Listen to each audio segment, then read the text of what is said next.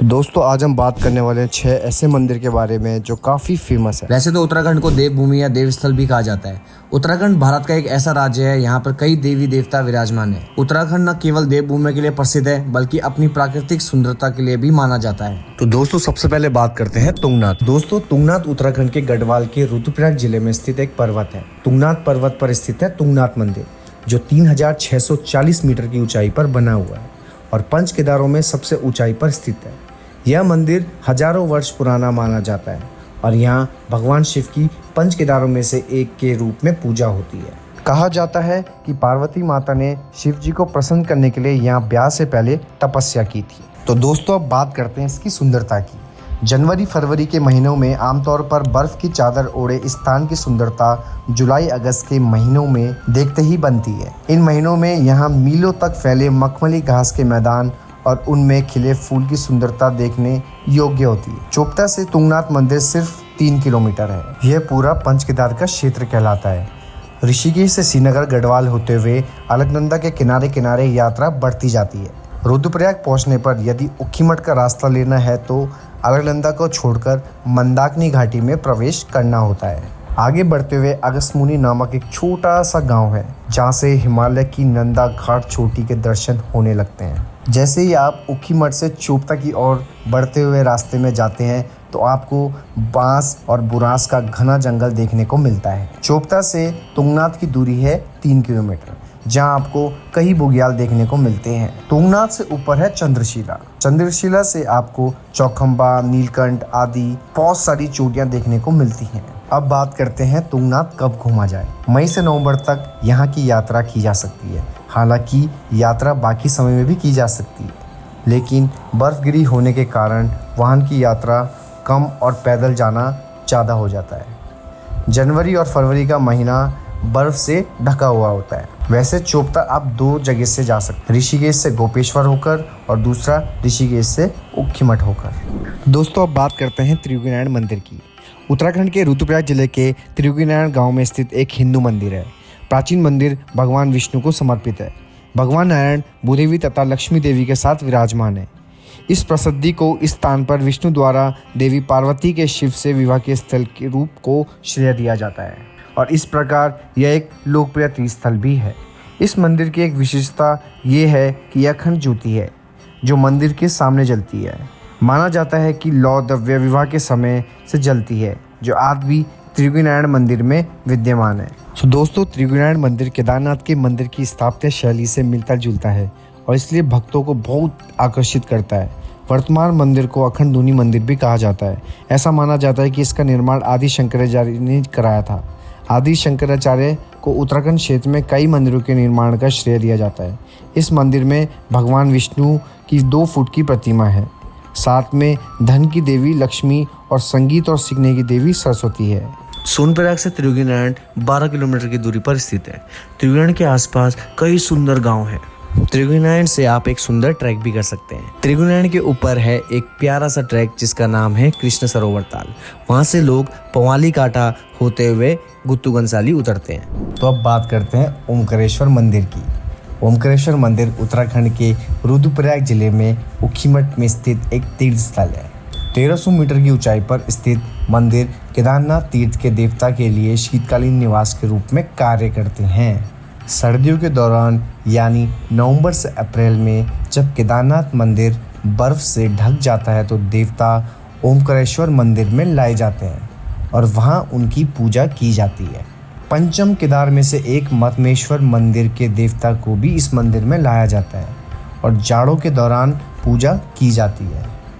हिंदू शास्त्रों के अनुसार माना जाता है कि इस मंदिर में उषा जो बाणासुर की बेटी और अनिरुद्ध भगवान कृष्ण के पोते की शुभ शादी हुई थी। शीतकाल में केदारनाथ के कपाट बंद होने पर बाबा की भोग मूर्ति को डोली, छत, त्रिशूल आदि प्रतीकों के साथ ऊखीमठ लाकर ओमकारेश्वर मंदिर के गर्भगृह में प्रतिष्ठित किया जाता है।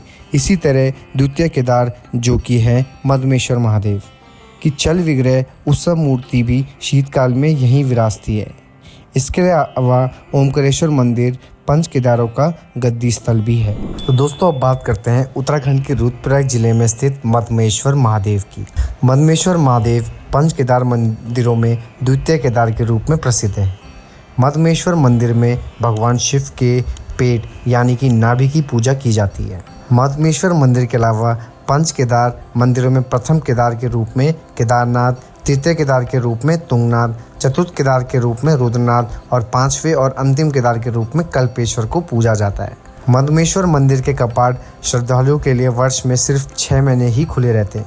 सर्दियों के मौसम में मधमेश्वर मंदिर के कपाट अत्यधिक बर्फबारी की वजह से बंद कर दिए जाते हैं। पांचों केदार मंदिरों में सिर्फ केदारनाथ मंदिर ही एक ऐसा मंदिर है जिसकी यात्रा के लिए आपको पंजीकरण करवाना जरूरी है। बाकी के चारों केदार मंदिर की यात्रा आप बिना किसी पंजीकरण के करवा सकते हैं। मधमेश्वर समुद्र तल से 3,497 मीटर यानी कि 11,500 फीट की ऊंचाई पर स्थित है। मधमेश्वर का ट्रैक 26 किलोमीटर का है जो कि आपका गोंडार गांव से मधमेश्वर है। मधमेश्वर मंदिर तक पहुंचने के बाद आप मंदिर से 1.5 किलोमीटर की दूरी पर स्थित बूढ़ा मधमेश्वर का ट्रैक जरूर करें। बूढ़ा मधमेश्वर से हिमालय की चौखंबा पर्वत श्रृंखला के बेहद शानदार दृश्य दिखाई देते हैं। कई ट्रैकर्स तो सिर्फ बूढ़ा मधमेश्वर से दिखने वाले सूर्योदय को देखने के लिए ही मधमेश्वर मंदिर की पैदल यात्रा करते हैं। सो दोस्तों, अब बात करते हैं कल्पेश्वर मंदिर की।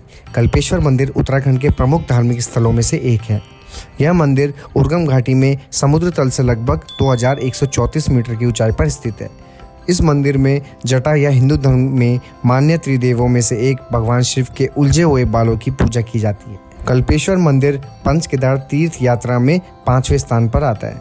वर्ष के किसी भी समय यहाँ का दौरा किया जा सकता है। इस छोटे से पत्थर के मंदिर में एक गुफा के माध्यम से पहुंचा जा सकता है। तो दोस्तों, अब बात करते हैं यह पहुंचा कैसे जा सकता है। यहाँ का सबसे नज़दीकी रेलवे स्टेशन है रामनगर, जो यहाँ से 233 किलोमीटर की दूरी पर स्थित है, और एक रेलवे स्टेशन है ऋषिकेश, जो है 250 किलोमीटर की दूरी पर। नज़दीकी हवाई अड्डा है देहरादून का जॉली ग्रांट, जो है 270 किलोमीटर। कल्पेश्वर तक पहुंचने के लिए ऋषिकेश, देहरादून, हरिद्वार से बस सेवा भी उपलब्ध है। सो दोस्तों, अब बात करते हैं सबसे आखिरी और बहुत ही सुंदर मंदिर, जिसका नाम है भविष्य बद्री। उत्तराखंड में जिस तरह पंचप्रयाग, पंच केदार स्थित है, ठीक उसी प्रकार भगवान विष्णु के तीर्थ स्थल के लिए ही जाना जाता है। इसलिए उत्तराखंड को देवभूमि या देवस्थल भी कहा जाता है। उत्तराखंड न केवल देवभूमि के लिए प्रसिद्ध है, बल्कि अपनी प्राकृतिक सुंदरता के लिए भी जाना जाता है। तो आज हम बात करेंगे पंच बद्री में से एक भविष्य बद्री मंदिर की, जिसकी अपनी एक अद्भुत कहानी है। उत्तराखंड के चमोली जिले में मंदिर स्थित है। इसे बद्रीनारायण मंदिर भी कहते हैं। यह मंदिर अलकनंदा नदी के किनारे है। मंदिर भगवान विष्णु के स्वरूप बद्रीनाथ को समर्पित है।